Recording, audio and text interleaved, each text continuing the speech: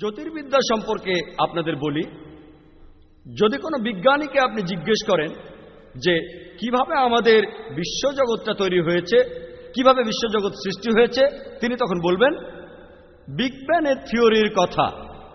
প্রথমে এই বিশ্বজগতের সব উপাদান ছিল একটা বিন্দুতে, তারপর সেখানে একটা বিস্ফোরণ হলো, এ থেকেই তৈরি হলো ছায়াপথ, যেটা আবারও খণ্ড বিখণ্ড হয়ে তৈরি হলো বিভিন্ন সৌরজগৎ, সেখানে তৈরি হলো বিভিন্ন গ্রহ, সূর্য, আর আমরা যে গ্রহে বাস করি সেই পৃথিবী।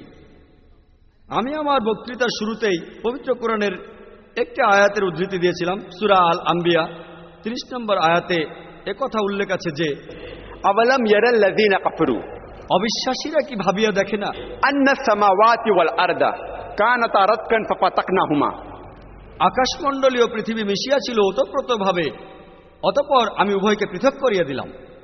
পবিত্র কোরআনের এই আয়াতে বিগ ব্যাংয়ের থিওরির কথা বলা হয়েছে খুব সংক্ষেপে।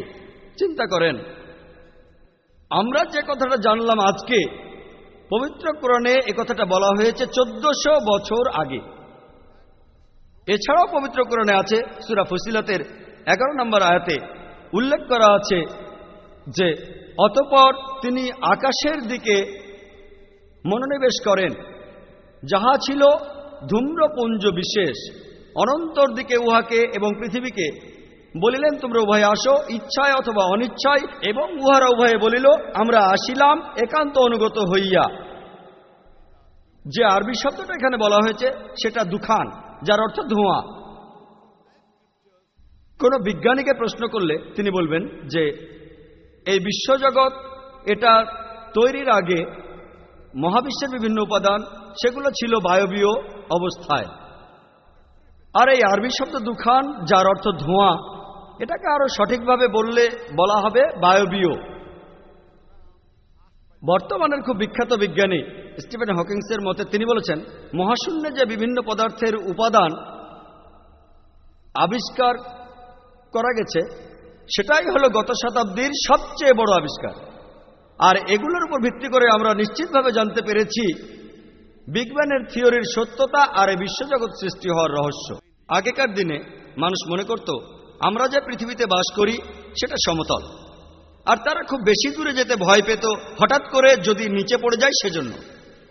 এরপর 1557 খ্রিস্টাব্দে স্যার ফ্রান্সিস ড্রেক জাহাজে করে পুরো পৃথিবী ঘুরে আসলেন আর প্রমাণ করলেন যে পৃথিবী আসলে বর্তুলাকার।